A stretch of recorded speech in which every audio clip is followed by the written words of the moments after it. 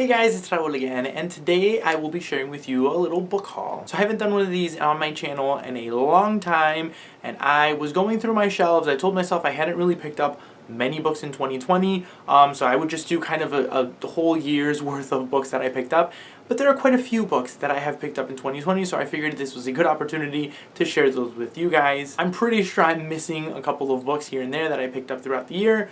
But yeah, it's not super crazy, you know, given the fact that this is probably an entire year's worth of books that I've purchased. But yeah, let's just go ahead and get started because I don't want this video to be super long. The book I have here on this pile is Middle Game by Shannon McGuire. This is an adult science fiction story, I believe, that follows two brothers, or two twins, Roger and Dodger. Lala from Books and Lala absolutely loves this book. I don't really know too much about the plot. I just know that she absolutely loves this book. I trust her opinions on books, and I just needed to pick it up. As soon as I saw it on Book Outlet, I think it was like $5 or $6, I immediately grabbed this one because it sounds great from the description that she gave. It's supposed to be a dark story about these two brothers who get into science and start doing some experiments and some things that are going on with them. I believe they have some kind of abilities going on as well. So I had to pick this up as soon as I saw it there. Next book I have here is Little Monsters by Kara Thomas. This is a YA mystery that follows our main character, Casey, who moves to a small town. She gets there, she's invited to a party, and there's a murder after the party, and people start to blame her for this murder and for the disappearance of this other girl.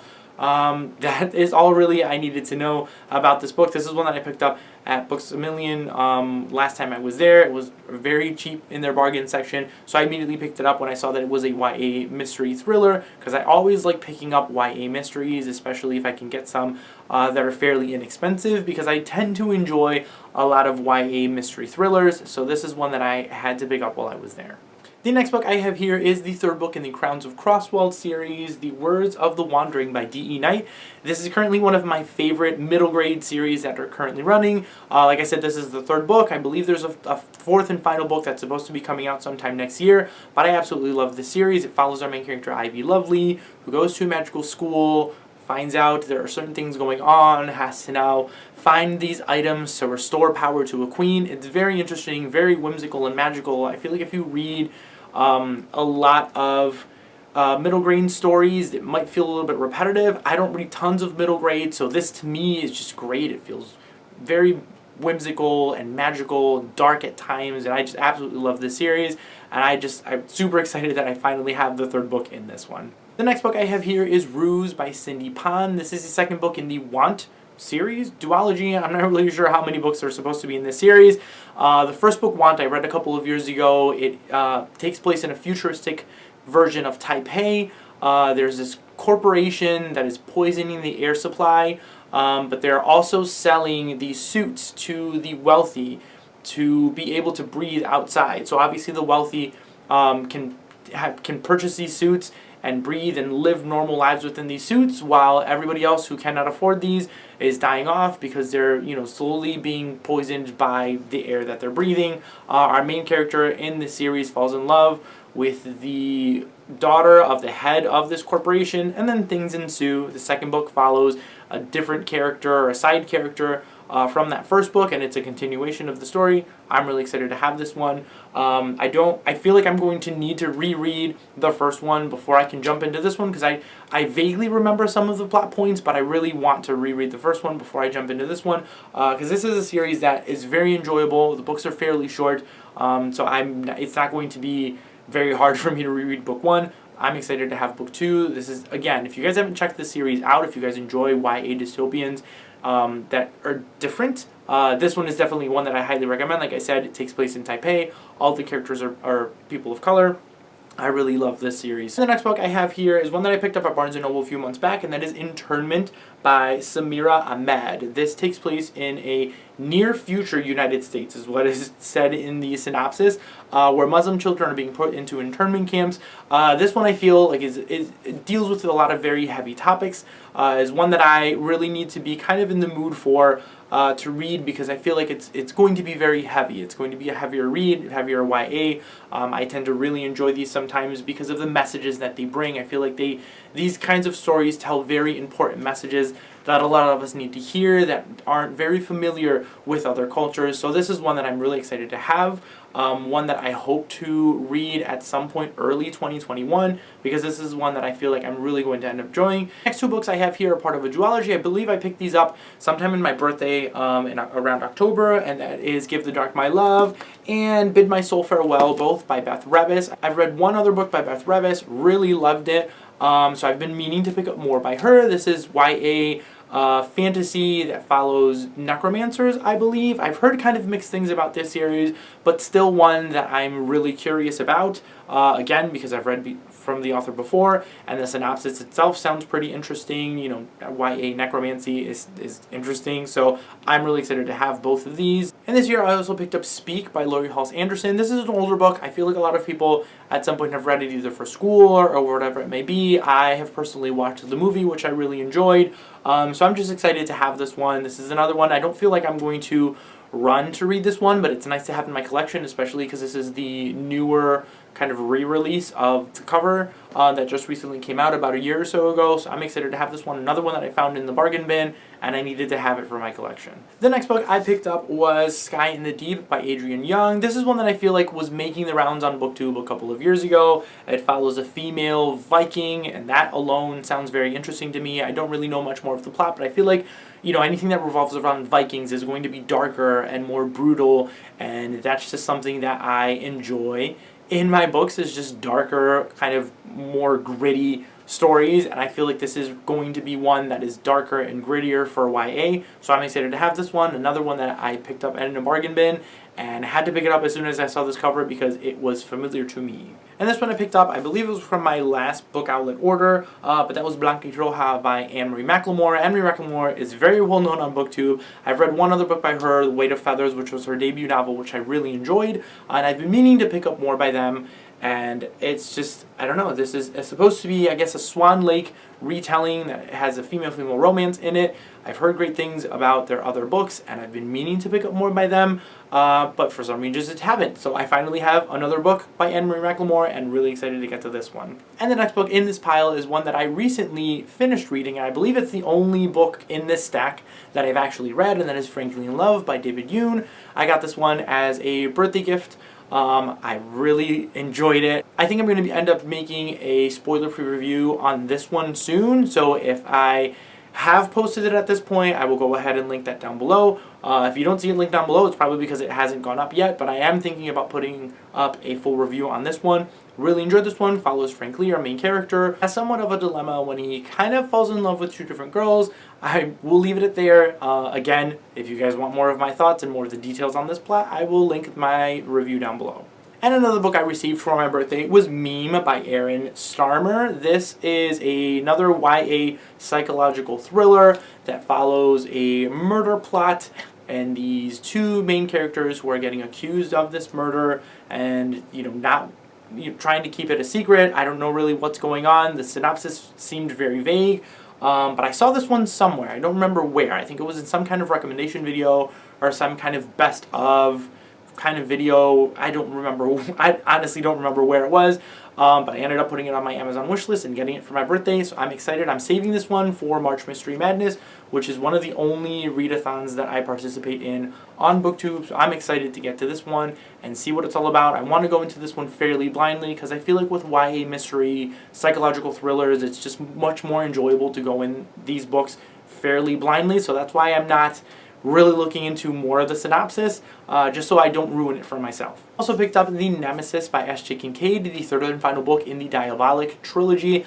I absolutely love this trilogy. It is a YA sci-fi series that follows our main character Nemesis, who is a Diabolic. Diabolics are deemed illegal in this society. She ends up getting hidden away and then trying to escape this tyrannical government. So much goes on in this series. I absolutely love it. This is one that I'm going to read very early in 2021 and hopefully end up posting a full series review because I feel like more people need to read this series. I really don't hear many people talk about the series at all. I absolutely loved book 1 and 2, and I've been waiting, I believe, almost 2 years for this book to come out because it took the author almost 2 years between book 2 and book 3. So I'm really excited to finally have this one and read this one very, very soon and see how this series concludes, because book 1 and 2 were absolutely amazing. And then as my probably biggest guilty pleasure on this list, I picked up Midnight Sun by Stephenie Meyer. This is one that I feel like a lot of people picked up for the nostalgia factor, because of the fact that it took Stephenie Meyer so long to release this book. I don't feel like anyone is going to go into this book and absolutely end up loving it and thinking that it's a great work of fiction. People are, again, picking it up most likely for the nostalgia factor because they loved Twilight at one point. That's exactly what I did as well. I don't know when I'm actually going to read this book. I don't think it's going to be anytime soon because this thing is huge, but I'm still fairly curious to see what Stephenie Meyers has come out with now in the Twilight series, how this is aged, what Edward's perspective is going to be in this series now, and I'm just curious and kind of excited to even have this one. And the next book I have on here is Heartbones by Colleen Hoover. Colleen Hoover is mine and my wife's one of our favorite authors. We enjoy her books a lot. We tend to both read her books and discuss them and everything. This is one of her most recent releases, which is a YA kind of summer romance. I kind of missed the whole summer thing. I think I'm going to end up just saving this for next summer. I don't think I'm going to read this anytime soon, especially not now in the winter. But yeah, that's all I really know about this one. Summer Love, YA, it's Colleen Hoover. I'm going to pick it up. I also recently picked up Ash Princess by Laura Sebastian. This is another YA fantasy series. I don't really know much about the synopsis of this one. I recently was watching Elliot Brooks, which I had just recently discovered. I've been binging through her videos, and this was in one of her videos of series that are very easy to get to, very quick, and kind of very addicting. So yeah, I saw this one on Book Outlet for very cheap. I think it was like $3 or $4.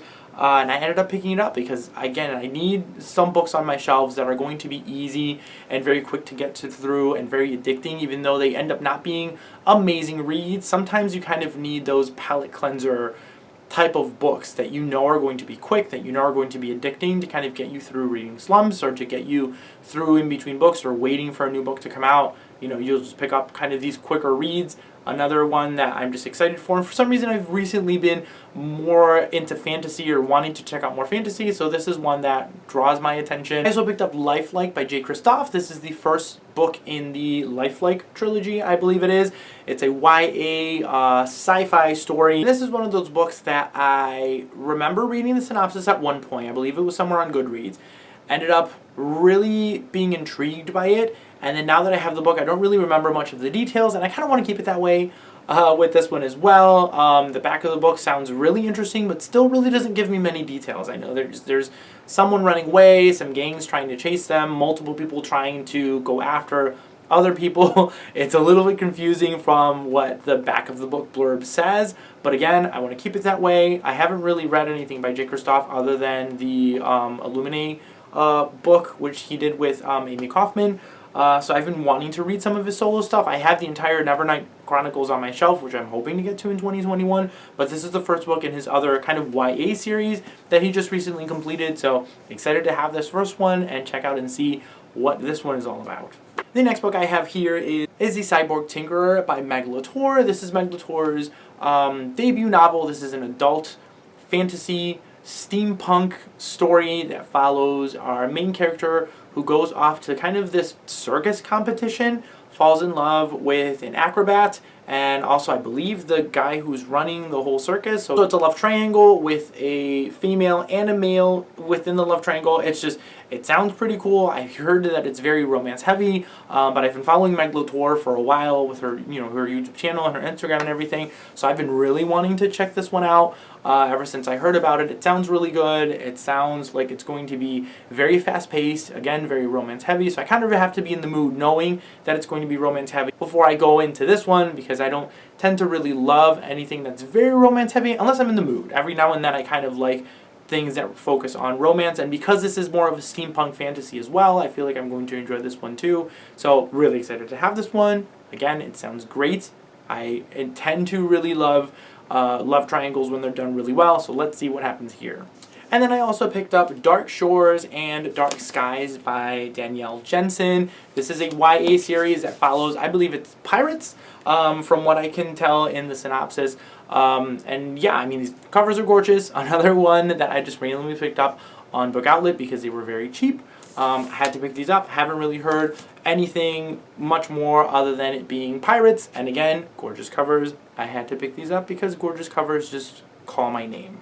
I also picked up this year Teeth in the Mist by Don Kurtagich. This is Don Kurtagich's most recent YA horror, mystery, psychological thriller. I recently talked about Don Kurtagich in one of my previous videos, but I am planning on doing a full video on Don Kurtagich and talking about her books because I've discovered Don Kurtagich this year, read her first 2 books, really ended up loving them, and I'm just super intrigued to read her most recent work, which follows some kind of weird, creepy house. I feel like her last one followed a weird, creepy house as well, and things that happened in this weird, creepy house, and it's giving me kind of Haunting of Hill House vibes.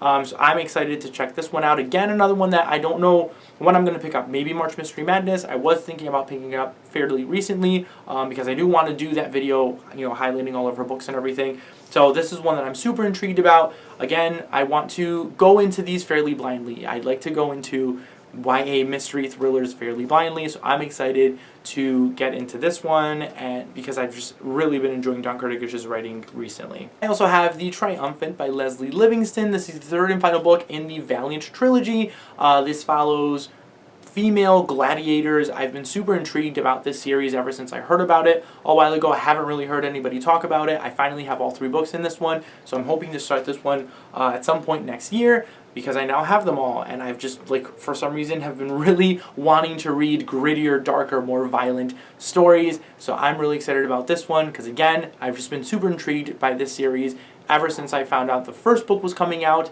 Now the entire trilogy is out, and I still haven't read the first one, so I need to do that. I also got, for my birthday, One Dark Throne and 5 Dark Fates by Kendara Blake. This is book 3 and 4 in the 3 Dark Crowns series. I now have all 4 books. This is another series that I'm hoping in 2021 to pick up and binge through, because I now have all of the books. I've heard amazing things about this one. Follows 3 sisters who are in some kind of competition at the beginning. They all are supposed to have magical powers, and they're supposed to kind of fight for the death to see who becomes queen. But 2 out of these 3 girls don't actually have any abilities and are faking it, I guess. So the story kind of starts there from book 1. I don't really know where it goes after that. I'm assuming a lot of things happen, and it doesn't just stay in this whole competition thing between the 3 sisters. I'm excited again to check out the series. This is one of the darker kind of YAs that are out there, so I'm excited to have all of the books in this series now and finally be able to binge through these. And then the last books I have on this pile here is Furyborn and Kingsbane by Claire Legrand. I read Sawkill Girls by Claire Legrand at the beginning of the year. Really enjoyed her writing. I felt like it was very creepy. I went into that book not really knowing what it was. I thought it was a YA mystery thriller, and it ended up being some kind of fantasy, dark fairy fantasy, which again was pretty cool. I just wasn't expecting that. But I've heard great things about this series. Her Emporium trilogy, I've heard great things. Again, it follows a dual perspective. It's a dual perspective fantasy that follows 2 different timelines, which are, I believe, about 1,000 years apart from each other. That's all I really need to know. The great reviews that I've seen about this series is just enough to want to pick up this series. I'm really excited to get into this one. I don't know if I'm going to get into this one at the beginning of 2020. Probably I'll leave these toward the end. I know the 3rd book is going to come out very soon, so I ended up just picking up the 3rd book and then binging this toward the end of 2021. We'll see what ends up happening with this. But yeah, I'm super excited to have these and see what all of the hype is about. So yeah, guys, that is it for books that I picked up in 2020. I know, again, like I said, I'm probably missing a couple of them, which is fine. It's not the end of the world. Let me know down below if you guys have read any of these, what your thoughts are on them. I love to hear your guys' thoughts on books that I haul, because it kind of motivates me to pick some up before others. I hope you guys enjoyed this one. If you did, please give it a thumbs up and consider subscribing if you haven't already. I post videos every Tuesday and Friday. Thank you guys all again for watching, and I will see you all next time.